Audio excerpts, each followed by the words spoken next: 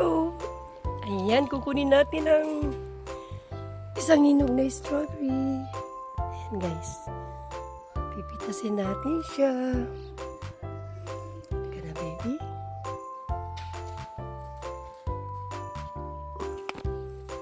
Ayan, dalawa na tayong hinog. Ayan, more to come. Ito, bukas pa to. Dalawang araw pa. Ayan guys. Ayan guys.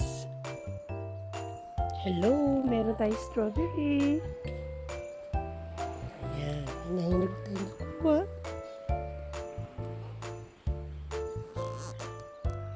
Ayan. Wait natin. Mahinog ang isa pang ito.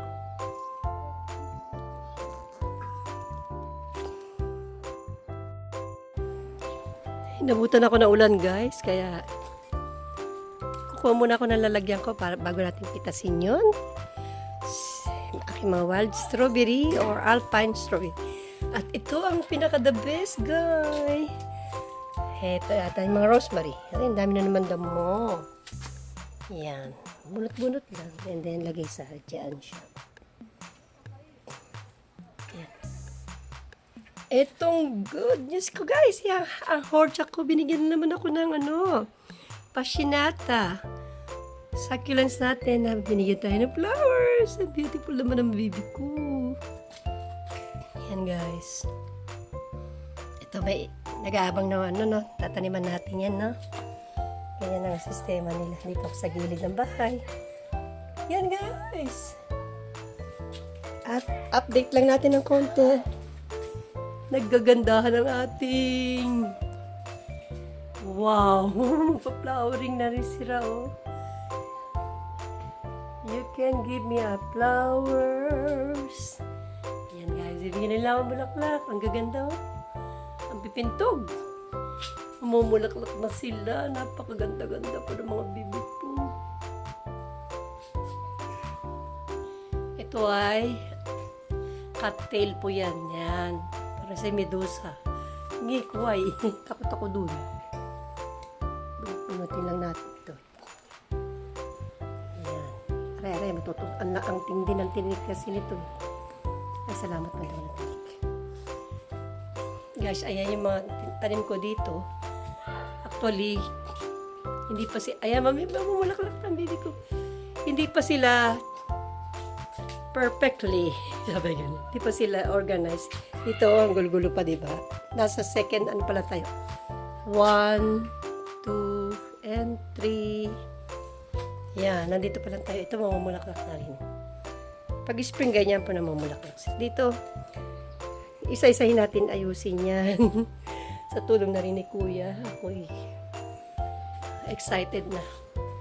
So, back to gardening tayo ng DIY. Little by little.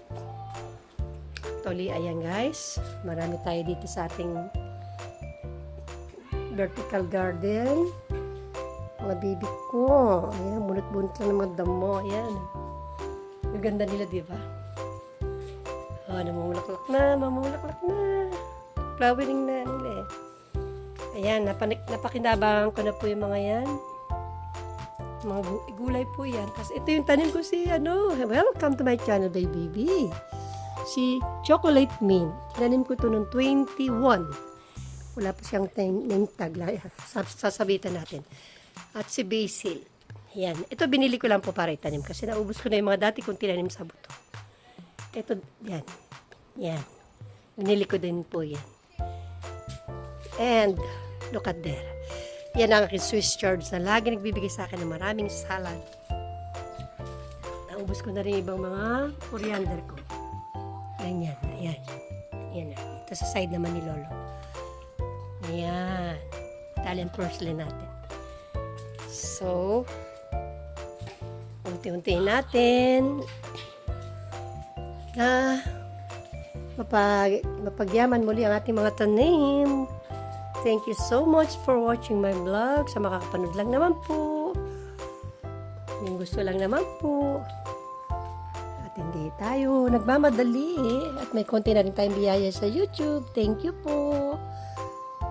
At paano nakasahod na rin po tayo. Yung tama lang, yung deserve lang natin. Hindi natin kailangan na ipilit yung hindi dapat. No? Moreno na yun. Mag-vlog po tayo, mag-share. Ma-inspire ang ibang tao.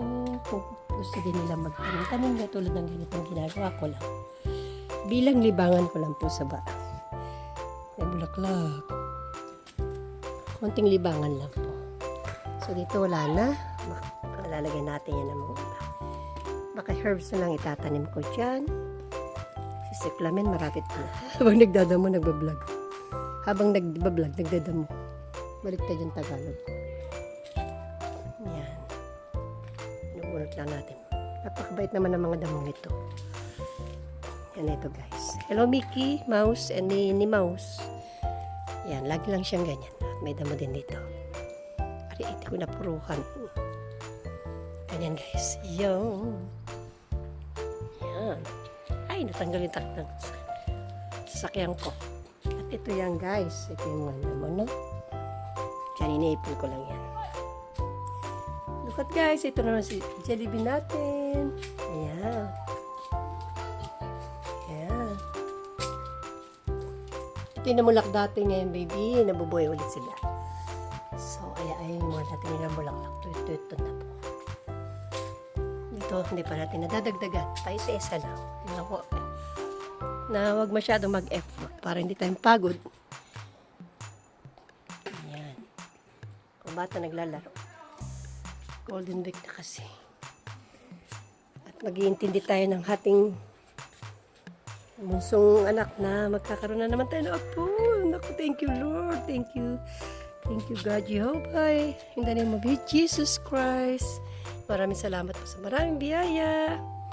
Ayan, katulad nakasulat na ganyan. Okay guys, mag-ano muna ako dun, no? Mag-harvest tayo dun, no?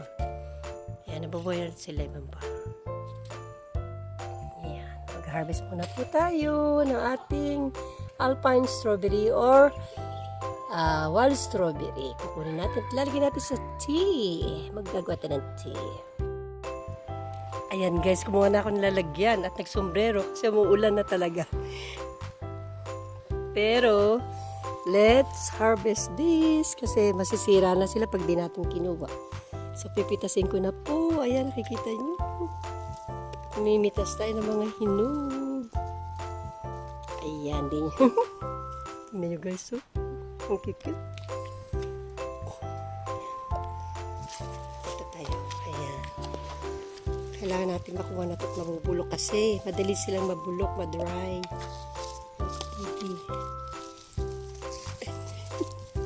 Nakakatuwa, oh. Ayan. Ayan, ganyan guys. Pitas-pitas lang natin. Uy, huwag kang lumayos.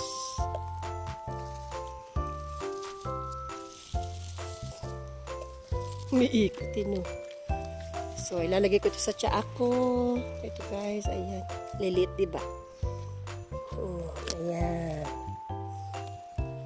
Biyaya ng Diyos na napakarami. Ayan. Pag may tinanim, anihin tayo. So, yung iba, hilaw pa. Yung hinog lang. Ayan. Kunin natin. Lalagay ko po sa tsaa. Ayan. Ito, bukas na siguro. Sa umuulan na, basa na ako. So, yun guys. Ito nga pala, hindi ko nasabi si Times. Tinanim ko sa buto po. Ayan. Herbs po yan, min. Times po. Si Times. Ayun pangalan niya. Ayan. Kasama nila. Ayun guys. Ayun. Magiging ganyan na yan. Ayan siya. Ang dami. Ito lalagay ko lang talaga sa tsaa ko. Kung hindi nyo alam, sa hindi nakakaalam po. Ayan. Yung mga ganito ay nilalagay din sa tsaa. Tapos, ito guys. Ayan. So, walang tayo dito, no? Siguro dito na lang. Ayan. Pipitas po tayo ng ano ko. Dito na lang ako kukuha. Sa mojito. Ito si apple mint. Apple mint. Si mojito. Ito si spearmint. Yan. Mga yan, nilalagay ko sa akin tsaa. Marami pang klase. Nasaan na kayo mga baby? Ito pa, si Eau de Cologne. Ayan. So, ayan sila guys. Basa na ako. Kita nyo naman, di ba? Oh, naulan na ako. Ay! Basa na ako. So, ito guys. Pato natin dito. Diyan. Dito tayo. Sa sasakyan ko. So, sa makakapanood po, magaling na po ang inyong lola o nagpapagaling o magaling na. Wala pa namang isang buwan. Mula kay April 12 po ako na operahan sa cervix. I-google nyo na lang po sa hindi nakakalam. So, dito ko na rin babanggitin na ako'y balit 3 days sa hospital. Pwede natin sabihin na yung isa wala naman 24 hours. 11 po ako na confined, 12 ako inoperahan, and 13 po ako umuwi. So, 3 days, 2 days and ni Hakumika, parang ganon. 2 night stay sa hospital, and yung isa araw ay umuwi na rin po ako. Pagamat inoperahan po tayo sa cervix, sa abdominal, sa baba, parang kasama na rin yun. So, mag-ingat tayo. At ang result niya, very good po. Wala po tayong cancer. Clear. So, para maiwasan din ang cancer, kailan natin operahan. Yan din ang sinabi na akin, doktora. Thank you so much, Dr. Sasaki-san. Ang aking obigayni na nag-asikaso po sa akin, and mga nurse na tumulong din po. At mga nakausap ko rin po doon. Parang kala ko hindi ako makapag-vlog sa loob ng hospital, pero nakapag-vlog po tayo. Thank you, Lord. At very good po ang resulta.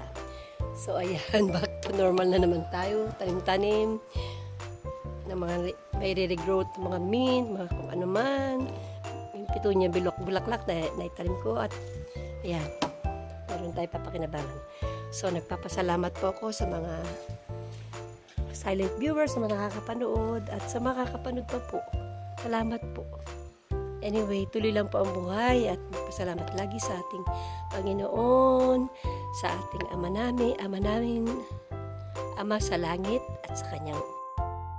Pumasok na ako guys! Thank you so much!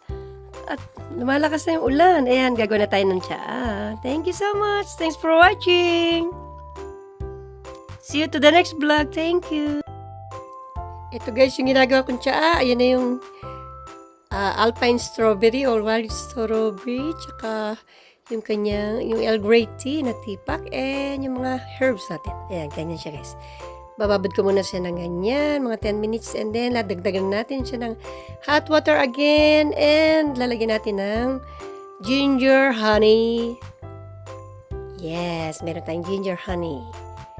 Ayan, may ganyan tayo para lalo tayo lumusog. Sabay ganun. Thank you.